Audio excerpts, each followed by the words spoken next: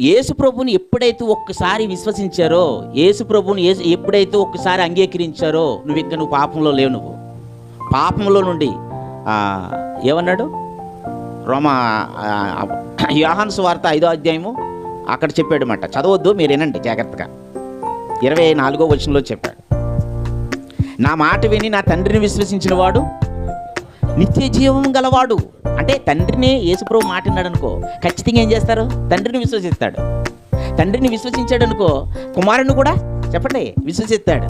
తండ్రిని విశ్వసించిన వాడు కుమారుని బిచ్చగాడు అని అంటాడంటావా? తండ్రిని యేసుప్రభు మాట వింటే తండ్రిని విశ్వసించిన వాడు ఎక్కడికి వచ్చేస్తాడు? నిత్య జీవంలోనికి వచ్చేస్తాడు. నిత్య జీవంలోనికి ఒక్కసారి ఎంటర్ అయిన తర్వాత మరలా ఎక్కడికి వెళ్ళడం? తీర్పులోనికి వెళ్ళడు. మరణములో నుండి జీవములోనికి దాటి ఉన్నాడు. అంటే మరణములో నుండి జీవములోనికి దాటి ఉన్నాడంటే ఏమైపోయాడు? అక్కడ చనిపోయాడు. యేసు ప్రభువుని విశ్వసించినప్పుడు అంగీకరిస్తున్న ఈ క్రమంలోనే అతడు ఏం చేస్తున్నాడు? మరణించాడు. ఇప్పుడు ఇందాక మనం చదువుకున్నాం కదండి. ఇప్పుడు మనము పేతురు మొదటి పత్రిక 2:24లో చెప్పాను కదా, మన పాపం విషయంలో చనిపోయి నీతి విషయమే జీవించినట్లు తానే మన పాపములను ఎక్కడ పట్టుకుని వెళ్ళిపోయాడు? మ్రాని మీద పట్టుకుని వెళ్ళిపోయాడు. మన పాపముల నిమిత్తం అవి రాజు నీ పాపముల నిమిత్తం ఆయన చనిపోయాడు, సమాధి చేయబడ్డాడు, తిరిగి 3వ దినాన లేపబడ్డాడు. ఏనండి బాగా. ఇప్పుడు వెల జరిగింది కదా, చనిపోయాడు కదా నీ నిమిత్తం ఆయన. మనం చనిపోవాల్సిందే, ఆయన చనిపోయాడు. నువ్వేం చేసావు? నువ్వు ఇప్పుడు యేసు ప్రభుని విశ్వసించావు, యేసు ప్రభుని అంగీకరించావు. అంగీకరించి క్రమంలో నువ్వేమయ్యావు? నువ్వు కూడా చనిపోయావు, నువ్వు కూడా మరణించావు, నువ్వు కూడా సమాధి చేయబడ్డావు, పాతి పెట్టబడ్డావు, తిరిగి 3వ దినాన లేపబడ్డావు. నువ్వు ఇంకేమా ఎప్పటికీ చనిపోవు, ఇంకా ఎప్పటికీ చనిపోవు, తీర్పులోనికి వెళ్ళవు, చనిపోవు. అంటే నువ్వు జీవంలోనికి దాటి ఉన్నావని ప్రభు చెప్తున్నాడు అన్నమాట ఇక్కడ. ఇది ఎప్పుడు వరకు ఇది? నువ్వు సదాకాలము పరిశుద్ధుడివే. చూడండి ఆ మాట, రోమపత్రిక 5వ అధ్యాయము. ఇది ఎక్కడ అనేది చూడాలి. నీ పరిశుద్ధత, మన నీతి, మనం యేసు ప్రభు వారిని విశ్వసించడం వల్ల. రోమపత్రిక 5వ అధ్యాయము మొదటి వచనం చూడండి ఒకసారి.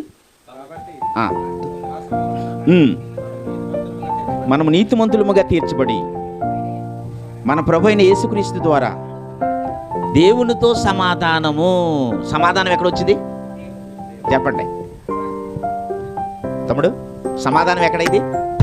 యేసు ప్రభు దగ్గర లేకపోతే దేవుడి దగ్గర? దేవుడి దగ్గర నీకు సమాధానం వచ్చింది. సమాధానం రావడానికి ముందు ఏం జరిగింది? ఇప్పుడు ఇశ్రాయేలీయులు ఉన్నారు కదా, వాగ్దాన పుత్రులు. వీళ్ళు దేవుడితో మాట్లాడడానికి ఏం లేదు. అప్పుడు నిర్గమకాండంలో 20వ అధ్యాయం 20వ వచనంలో దేవుడితో మాట్లాడలేకపోతున్నారు వీళ్ళు. మోషే, దేవుడితో మేము మాట్లాడితే చచ్చిపోయేలా ఉన్నాం మేము. మహాప్రభు నువ్వే మా పక్షాన దేవుడితో మాట్లాడాను. ఎందుకు లేదు? అప్పుడు ఇశ్రాయేలు పక్షాన మోషే మాట్లాడాడు. అంటే ఇశ్రాయేలీలకి దేవుడికి ఏమి లేదు, సమాధానం లేదు. ఇప్పుడు ఇక్కడ రోమపత్రిక 5వ అధ్యాయము ఇక్కడ ఏమొచ్చింది? సమాధానం వచ్చింది. ఈ సమాధానం ఎవరి ద్వారా వచ్చింది? యేసుక్రీస్తు యొక్క అర్పణ ద్వారా వచ్చింది. యేసుక్రీస్తు యొక్క విశ్వాసం ద్వారా సమాధానం వచ్చింది. ఎందుకంటే దేవునికి నరులకును మధ్యవర్తి ఎవరో చెప్పండి? ప్రభు అయిన యేసుక్రీస్తు. ఇప్పుడు వీళ్ళు మనమందరం కూడా మీరు యేసు ప్రభుని విశ్వసించాం కదా, యేసు ప్రభుని విశ్వసించిన మనం ఏమయ్యాము? నీతిమంతులముగా తీర్చబడ్డాము, పరిశుద్ధులుగా తీర్చబడ్డాము. ఇప్పుడు మనలో ఎవరున్నారంటే నీతి ఉంది, పరిశుద్ధత ఉంది. ఈ నీతి, ఈ పరిశుద్ధత ఎవరిది? అది దేవుడు తన నీతి. నేను అంటున్నాను, అది ఈ నీతి ఎవరిది అంటున్నాను? పరిశుద్ధత యేసు ప్రభు. ఇప్పుడు దేవుడు డైరెక్ట్గా మనం చూస్తున్నప్పుడు